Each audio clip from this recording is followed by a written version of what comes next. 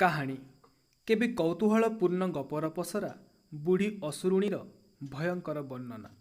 କେବେ ରାଜାପୁଅର ବାହାଘର ଗରିବ ଝିଅ ସହ, କେବେ ଅଲୌକିକ ଘଟଣାବଳୀରେ ଅସୁର ଅସୁରୀଙ୍କ ବିକଟାଳ ଗର୍ଜନ। କୁହୁକ ବଂଶୀ, କୁହୁକ ମାଠିଆରେ ସବୁ ଇଚ୍ଛାର ପୂରଣ। ବାସ୍ତବରେ ପ୍ରକୃତ କାହାଣୀ ଠିକ୍ ଓଲଟା। ପ୍ରକୃତ କାହାଣୀଟା ବଖାଣେ ଦୁର୍ଗମ ଅପହଞ୍ଚ ଇଲାକାର କଥା, କର୍ମକୁ ଆଦରି ଭଙ୍ଗା କୁଡ଼ିଆରେ ଦିନ କାଟୁଥିବା ଦୁଃଖୀ ପରିବାରର କଥା।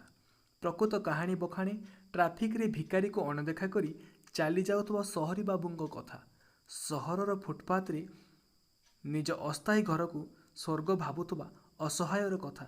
ପ୍ରକୃତ କାହାଣୀ ବଖାଣେ ସରକାରୀ ଯୋଜନାର କାର୍ଯ୍ୟକାରିତା, ଯାହା କାଗଜ କଲମରେ ହିଁ ଚାଲେ, ନିରୁପାୟ ନିଃସହାୟ ଲୋକର ଆଶା, ଯାହା ନାଲି ଫିତାବନ୍ଧା ଫାଇଲ ଭିତରେ ଚାପି ହେଇ ନିଜ ଅସ୍ତିତ୍ୱ ହରାଏ। ଧନ୍ୟବାଦ।